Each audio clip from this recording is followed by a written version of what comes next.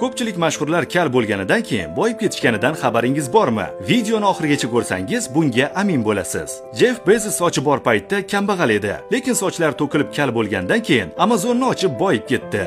Dwayne The Rock Johnson sochi bor paytda tanilmadi, lekin kal bo'lgandan keyin Gollivud yulduziga aylandi. Michael Jordan ham sochini kalga oldirgach NBA afsonasiga aylandi. Steve Harvey eski suratiga qarang, uni sochi bor edi, lekin hozirgi imidji uni yanada mashhur qildi. Samuel L. Jackson kal bo'lish unga o'ziga xos imidj berdi va u Gollivudning eng mashhur aktyoriga aylandi.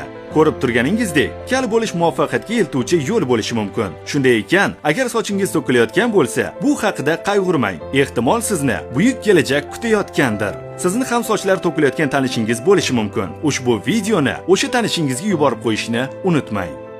Ko'pchilik mashhurlar kal bo'lganidan keyin boyib ketishganidan xabaringiz bormi? Videoni oxirigacha ko'rsangiz bunga amin bo'lasiz. Jeff Bezos sochi bor paytda kambag'al edi, lekin sochlar to'kilib kal bo'lgandan keyin Amazonni ochib boyib ketdi.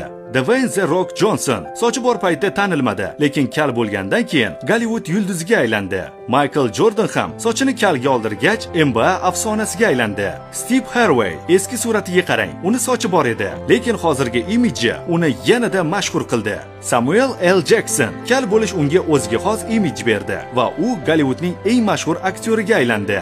Ko'rib turganingizdek, kal bo'lish muvaffaqiyatga eltuvchi yo'l bo'lishi mumkin. Shunday ekan, agar sochingiz to'kilayotgan bo'lsa, bu haqida qayg'urmang. Ehtimol sizni buyuk kelajak kutayotgandir. Sizni ham sochlar to'kilayotgan tanishingiz bo'lishi mumkin. Ushbu videoni o'sha tanishingizga yuborib qo'yishni unutmang.